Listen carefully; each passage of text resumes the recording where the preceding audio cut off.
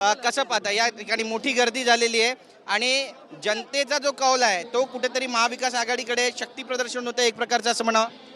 नाही, जनतेचा कल महाविकास आघाडीकडेच होता आणि यांनी चोऱ्या माऱ्या केल्या नसत्या तर आता महाविकास आघाडीच सत्तेत राहिली असती आणि या चोऱ्या माऱ्या उघड करण्यासाठीच आज आम्ही सगळे इथे आहोत. चंद्रकांतदादा पाटील म्हणतात की हा स्टंट आहे एक प्रकारचा.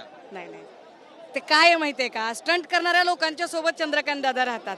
मला चंद्रकांत दादांवर कधीही टीका करावीशी वाटत नाही. त्याचं कारण असं आहे, दादा बिचारे माफीचे साक्षीदार झालेले आहेत. चंद्रकांत पाटील असतील किंवा चंद्रशेखर बावनकुळे असतील, हे दोघेही माफीचे साक्षीदार आहेत. फडणवीसांनी या दोघांनाही ज्या पद्धतीने साईडलाईन केलंय, नाईलाजाने त्यांना फडणवीसांची री ओढावी लागते. पण त्यांचा सुद्धा अंतरात्मा सांगत असेल की येस, हे जे करतायत ते बरोबर आहे आणि फडणवीसांना हे जे धडा शिकवतायत ते पण बरोबर आहे. बावनकुळे म्हणतात की नरेटिव्ह सेट केले जाते आणि हार पत्कारलेली आहे महाविकास आघाडी. काय म्हटलं बघा, तुम्ही विचारायच्या आधीच म्हटलं की चंद्रकांत पाटील आणि चंद्रशेखर बावनकुळे दोघेही माफीचे साक्षीदार आहेत. त्यामुळे त्यांची अडचण आहे की त्यांना ते बोलावं लागते. तर काय आपण करणार त्याच्यावर.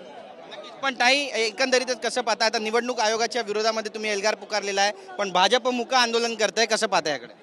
ते आम्ही निवडणूक आयोगाच्या विरोधात एल्गार केलाय. भाजप काय करते आम्हाला त्याशी देणं घेणं नाहीये. कारण भाजपाला लॉ अँड ऑर्डरशी देणं घेणं नाही.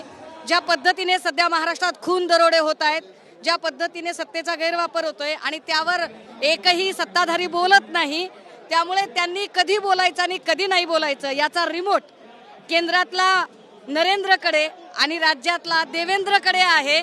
आणि देवेंद्र आणि नरेंद्र या दोघांनी मिळून इथली सगळी राजकीय संस्कृती खराब केलेली आहे. त्यामुळे अशा लोकांवर आता काय होऊ देणार नाही. पुढची स्थानिक स्वराज्य संस्थेची महानगरपालिकेची शिवसेना रस्त्यावर उतरली असं म्हणावं. नाही, रस्त्यावर तर उतरलोय, बघू आमचं नेतृत्व आम्हाला काय आदेश करतंय, नेतृत्वाच्या आदेशानुसार आम्ही काम करू. आमच्याशी बातचीत केल्याबद्दल कॅमेरा पर्सन योगेश गुरवचा, गिरीश गायकवाड, TV9 मराठी, मुंबई.